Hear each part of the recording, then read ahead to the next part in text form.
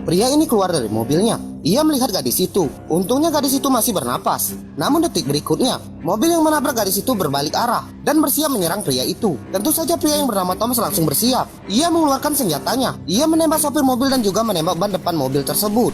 Hingga mobil tersebut kehilangan kendali dan masuk ke sungai. Thomas kemudian melihat sopir mobil itu. Ternyata sopir mobil itu tewas. Thomas dengan cepat membawa gadis yang bernama Melissa ke rumah sakit. Melissa selamat, namun kakinya harus diamputasi karena patah. Menghadapi situasi ini, Thomas sangat marah.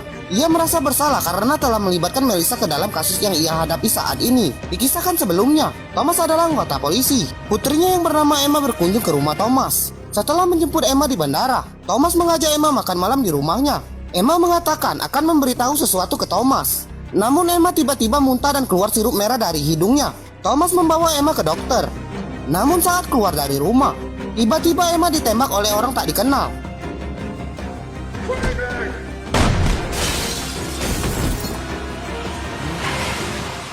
Emma terpental.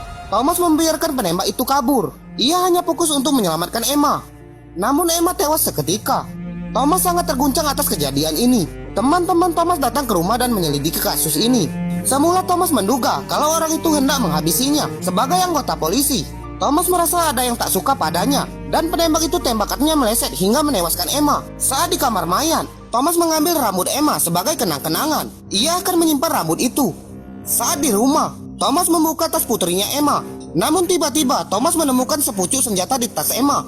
Thomas curiga apa yang Emma putrinya telah lakukan tanpa ada tanda pengenal milik Emma.